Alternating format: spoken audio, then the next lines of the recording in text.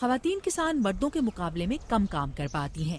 Agnes کسم بنگ کے مطابق اس کی کئی وجوہات ہیں۔ خواتین کسانوں کو مردوں کے برابر وسائل تک پہنچ کو ممکن بنانے سے زرعی پیداوار کو بڑھانے اور بھوک اور افلاس میں کمی لانے میں مدد ملے گی۔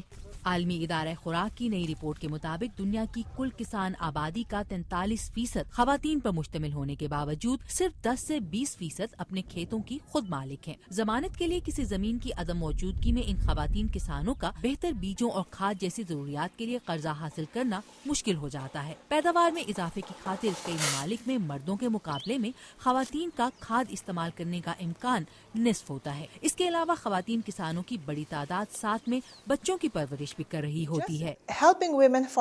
خواتین کسانوں کو مردوں کے برابر وسائل تک پہنچ کو ممکن بنانے سے زرعی پیداوار کو بڑھانے اور بھوک اور افلاس میں کمی لانے میں مدد ملے گی۔ عالمی ادارہ خوراک کی رپورٹ کے مطابق جنسی امتیاز کو کم کرنے سے ترقی پذیر ممالک میں زرعی پیداوار 4% تک بڑھ سکتی ہے۔ ایگنس کسم بنگ نے اس رپورٹ کو مرتب کرنے میں مدد دی۔ ان کا کہنا ہے کہ اس رپورٹ میں خواتین کے لیے ہمدردی حاصل کرنے کی بجائے خواتین کسانوں کے اس شعبے میں کاروباری فوائد کے پہلو کی دلیل کو استعمال کیا گیا ہے۔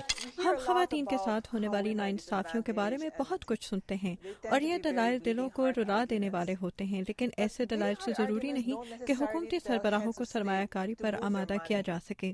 ایگنس کسم بنگ کہتی ہیں کہ حکومتیں خواتین کسانوں کو کامیابی میں مدد دینے والے پروگرامز کی معاونت کر کے دانش مندی کا کام کریں گی، لیکن مالی معاونت کے علاوہ بھی کئی ممالک میں پالیسی سازی کے ماحول کو بدلنے کی ضرورت ہے۔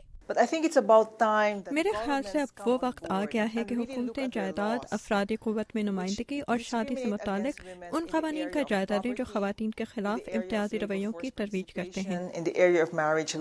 ایگنس کسم بنگ کہتی ہیں کہ برابری کے مواقع دینے سے صرف خواتین کو ہی فائدہ نہیں پہنچے گا، کیونکہ تحقیق ثابت کر چکی ہے کہ مالی وسائل حاصل ہونے کے بعد خواتین کے مردوں کے مقابلے میں خوراک، صحت اور اپنے بچوں کی تعلیم پر خرچ کرنے کے زیادہ امکانات ہوتے ہیں۔ اسٹیو باراگونا کے ساتھ عائشہ خالد، اردو VOA۔